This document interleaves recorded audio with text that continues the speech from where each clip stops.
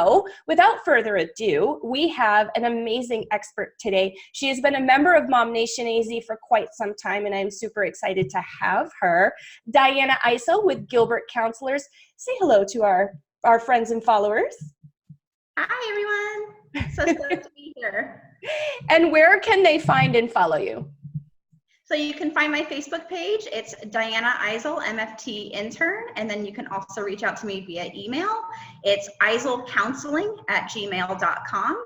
And finally, you can also find me on Psychology Today and also on gilbertcounselors.com under our team. Awesome. And I will put that contact information in the caption as well, so it just makes it real quick and easy to click and start following Dyanna. So tell us just a little bit about your background before we get started with our anonymous question here. Sure. So I have a Master's of Science in Family and Human Development from ASU. I also am working on my practicum and clinical hours for my marriage and family therapy degree. So I am currently seeing clients. I am seeing couples. I see teens. I see individuals. I see just about everybody. So I see a lot, and I am stoked to share some of what I've learned with you, and hopefully it will strike a chord with some of you and you'll be able to get something out of that. Totally agree. So lots of experience. You probably see lots of patterns between families and things like that. Absolutely. You see a lot of similar patterns, even though the flavor might be slightly different. You see a lot of consistencies and communication patterns, especially between couples and families, that can sometimes become problematic. But then if we can correct some of those conflicts and practice on our conflict resolution and emotion regulation, we can smooth out some of those kinks and wrinkles in our relationships and move on to more positive. Love it. And let's face it, not every relationship, if any relationship, whether that be parent-child, marriage, they're not perfect. Am I right? Absolutely. Our imperfections are actually sometimes what makes us perfect, but we're always learning and we're always growing. We grow from ourselves just in growing up in this world, but we also grow a lot from each other, and we learn a lot from each other. So even the person that you may have married 10 years ago may have changed a little bit in 10 years, and that's okay. It's about growing together and learning about each other and learning about what makes us different, while still hanging on to those things that we fell in love with. Exactly. And talking with somebody like you isn't, and I think this kind of is a thought amongst a lot of people, it's not a sign of weakness. It's not a sign of your failing. In fact, I feel like it's a sign of the complete opposite. How do you feel about that? Absolutely. I think there's a major difference in focus from mental illness to mental health. So mental health is being proactive and seeking help before you think it is a problem. It's something just to kind of keep a checks and balances, make sure everyone feels good, make sure expectations are being met, and that people are feeling validated. So no, you're absolutely right. Coming to couples counseling does not mean that you failed. It means that you care and that you know that there's something good there and you want to save it and you want to improve it. It's not necessarily a bad thing. But I think what's important is doing it when you feel like it's necessary, when you start to feel something changing in a negative way, versus waiting 5 or 6, even 10 years to try to do something, because then at that time, some other things have built up in between. Time and resentment is really, really difficult, not impossible, but it's difficult to press the rewind button back on. So it is really critical to try to get a step ahead of it if you're starting to feel something that you can't resolve on your own, and getting an objective person to step in and help guide you in the right direction.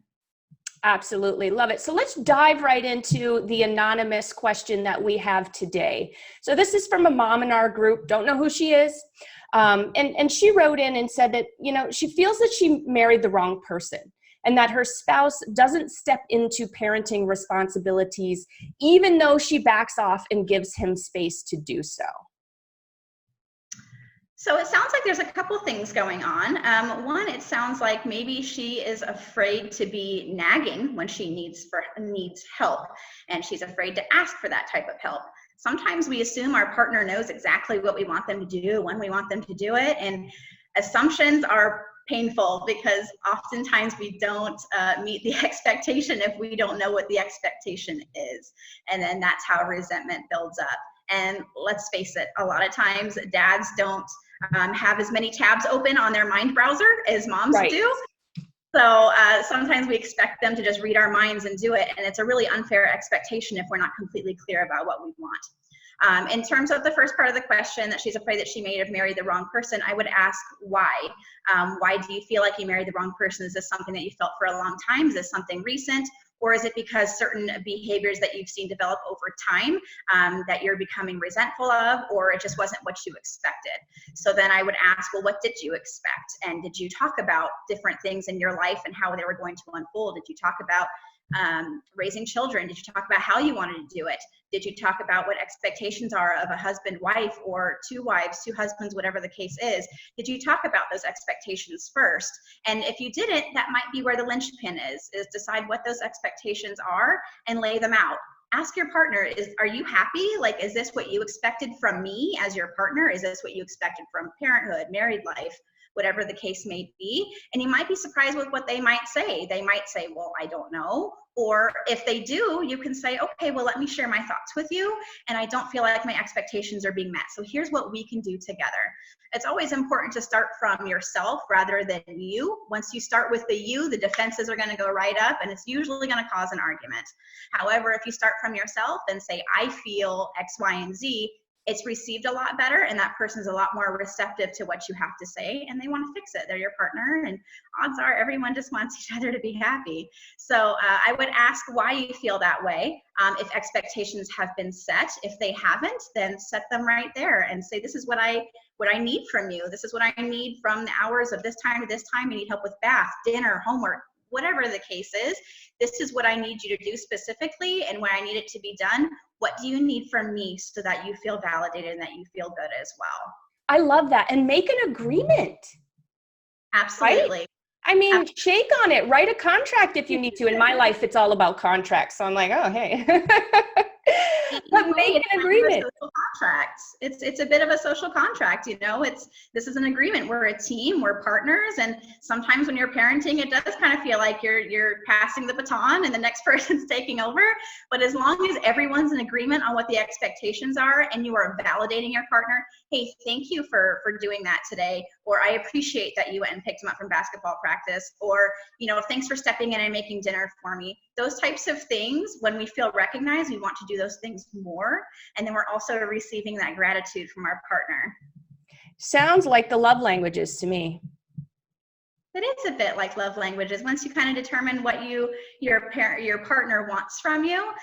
But also it's very simply just validation, right? There's two types of validation. There's self-validation, where we validate what we do and how we do it. And then there's validation, external validation we seek from each other and seek from our partner. And if we don't ever get that external validation, sometimes the only validation we get is from ourselves, and then we don't quite feel like we're equal partners.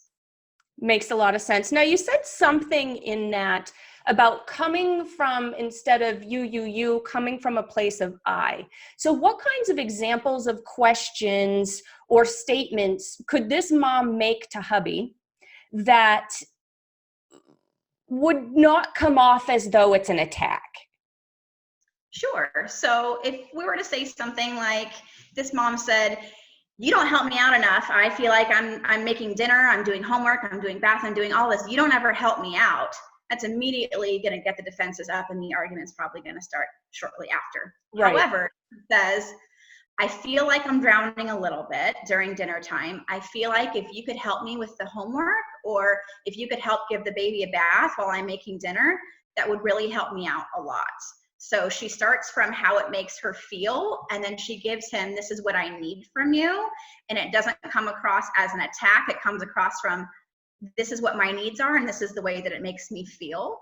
So it feels like it's less of a reason to become defensive. So his response is probably going to be a bit more positive, a bit more receptive, rather than the former, which is just, let me tell you all the things that you're not doing or the things that you're doing wrong.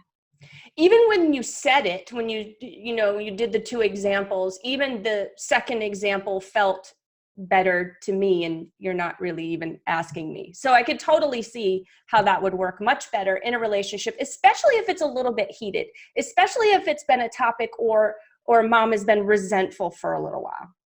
Absolutely. And like I said earlier, resentment is so difficult to press the rewind button on and go back and get rid of it. It's not impossible, but it's always better to address those issues before they become a really deep resentment, because then those feelings of resentment kind of cascade into everything else. It cascades into sex life. It cascades into time spent together. It cascades into all these other things that become a bigger problem in the relationship. So if we can just isolate the one thing that she really needs right now, which is, it sounds like she needs some help, and she doesn't feel like she can ask because she thinks it comes across as nagging. It doesn't have to be nagging if you're telling him what your needs are and what you need from him before it becomes a problem and starts trickling into other things. Makes a lot of sense. Do you have any other advice for this mom?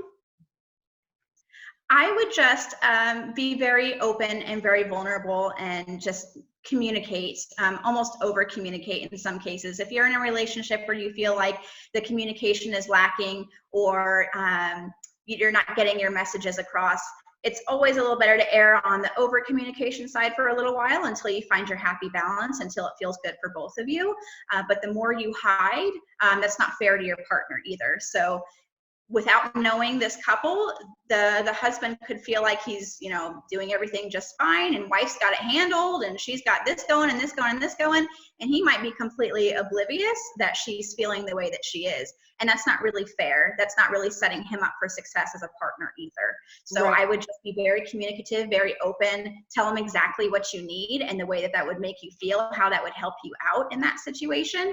And then again, volley it over to him and ask him, are you getting what you need from me? And how does that make you feel? So that both people feel heard. I feel like I hear it a lot that, oh, he is supposed to love me. He should know what I want. Or he walks through the door and sees the trash full. He should know it's time to take it out. I feel like I hear that a lot, Dyanna. And I feel like it's a train wreck just waiting to happen because he doesn't see what you see. You know what I mean? Like, I feel like a lot of people tend to assume versus communicate. Absolutely. And assumptions cause nothing but trouble. Right. Because then again, there's an expectation there that you haven't shared what your expectation is, and you're expecting them to meet it anyway. And Right. so nobody's going to win. You're going to become resentful, and they're going to be completely oblivious. Like, why is she so mad at me? I have no idea what's going on, because there was no communication there about expectations. And if it's something that continues over time after you have had a discussion about it and you've communicated what your needs are, then okay, so why are we not moving forward? Or is it something that I said that you feel negatively about? Or is it something, is it me? Maybe is it something that I'm communicating wrong? Or is it something that I have an unfair expectation of, or something that is within me that I'm projecting onto him in an unfair way? So those are all things that you can ask your partner and yourself if it continues on that same track and there isn't forward movement. Awesome. Dyanna, you're amazing, as always. Thank you so much. Again, everybody, Dyanna Eisel with Gilbert Counselors. I will pop her contact info in the caption. And then real quick before I let you all run, just to thank our sponsor, Team EvoAZ with eXp Realty, offering unmatched experience in customer service. Visit evoaz.com and be on your way to savings and overall real estate happiness. All right. Bye-bye for now.